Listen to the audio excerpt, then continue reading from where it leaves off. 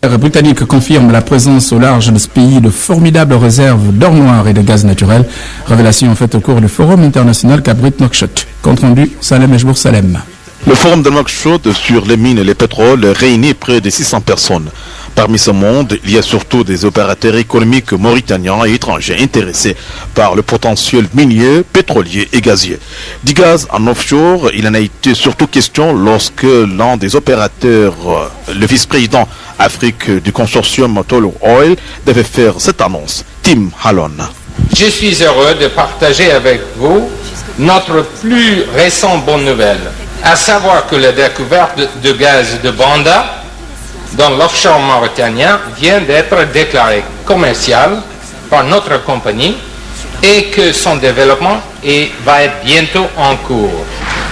Bien sûr, il y a beaucoup de travail à faire, mais nous pouvons être sûrs d'une chose.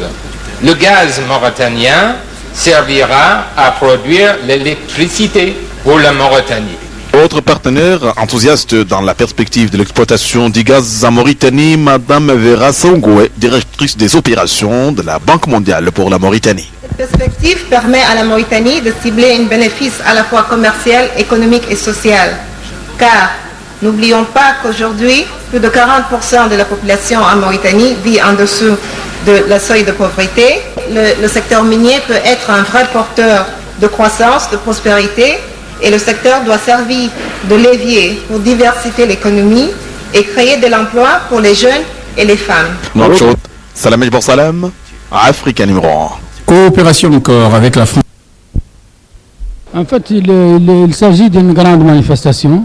La deuxième édition de cette manifestation, la première était en 2010, qui a un objectif très précis, c'est de sensibiliser, de mobiliser, d'attirer le maximum d'investisseurs étrangers dans notre pays, dans le domaine des mines. Et je crois que l'édition de cette année a été un réel succès, une consécration d'une Mauritanie particulièrement importante pour les investisseurs, pour les multinationales minières, car nous avons assisté à une affluence très importante, plus de 600 délégués de multinationales, d'entreprises internationales opérant dans le secteur minier et pétrolier.